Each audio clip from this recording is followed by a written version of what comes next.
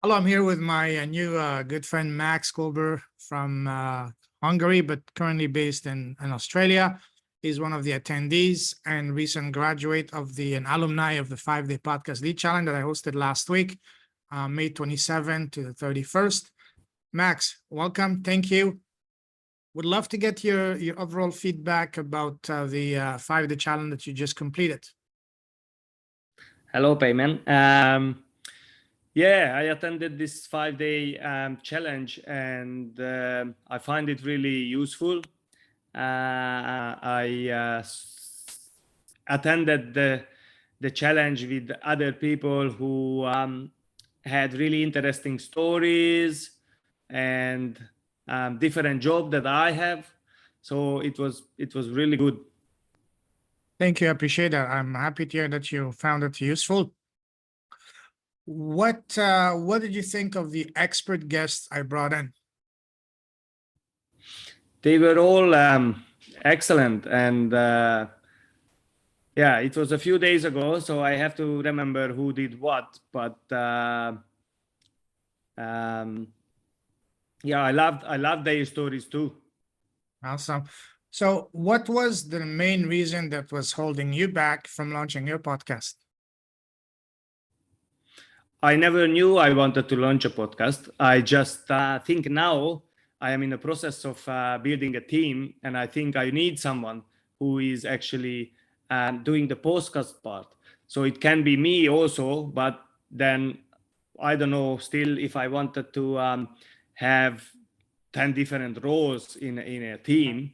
So one of the things that took me to the course is to see how it works, how it could work, and who can do it, and maybe meet people who wants to do it in a team.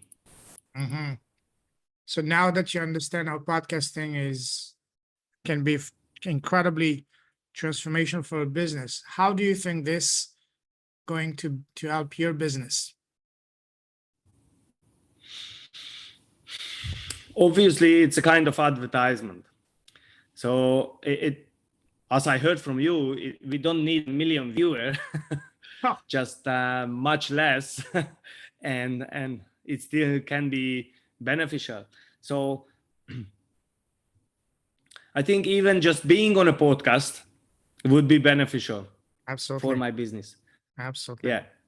Absolutely. What was the highlight of the 5-day challenge for you? The thing that stood out the most for you? How short time we can actually be successful with podcasting. If I remember well, you said 30 or 60 days, we can actually start it.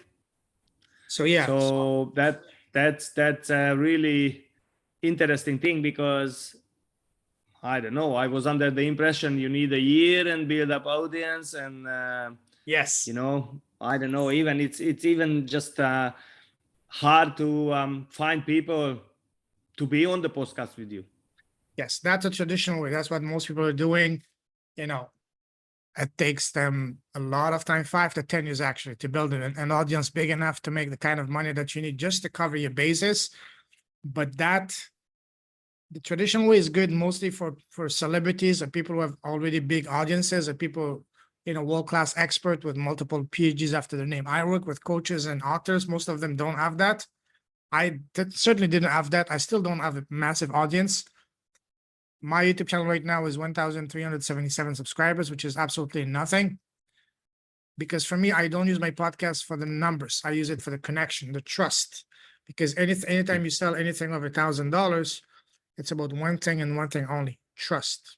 And podcasting is the best way to do that. Once you have the clarity as to what is your zone of genius, what is your gift, and build your podcast, your offer, your messaging, your business, and your podcast around that, so you can speak from the heart. When you do that, that's when magic happens. And that's what allowed me, as soon as I understood that, to get 6 clients in one weekend, then 60 clients in 10 months with a YouTube channel of less than 200 subscribers. Because again, business is not a numbers game. Sure, numbers matter, but ultimately it's about a relationship nurturing process. We do business with people we like, relate, and trust, especially when you're selling high ticket items. If I'm selling you, for example, silly example, I'm selling this mug on Amazon for $10. You like it, you buy it. You don't care about me. You don't need to know me. But if you're looking to invest $1,000 or more, then you definitely need to get to know me, talk to me, and have 3 questions answered. Is this person competent? Can I trust them? And number 3, can I do it? Sure, he did it, she did it, they did, but what about me? Can I do it? And these 3 questions, the best way to answer them is on the podcast, so you can have a heart-to-heart conversation. So that's what I've used that completely transformed my life. I told you my story. I was in a very bad spot financially. Also, I used to be very extremely shy because I have a big nose, no hair. I used to be fat. So my self-confidence was not even 0, but negative 20. And family events, I was the one taking the pictures. I was rarely on the pictures. That's how bad it was. Now, people that knew me from before, when they see me, they ask me, what happened to you? Did you make a pact with the devil? I said, no, I find my voice, my purpose. Seriously. So that's when you use podcasting that way for that reason, it can be an incredible game changer. So now, would you recommend anyone who might be looking into podcasting to attend future 5-day challenges? Of course. Thank you very much. I think they can be surprised, as I was. Oh yes. With some of the information that I heard from these days. What was the one information that really wowed you or surprised you during the challenge that you didn't know before?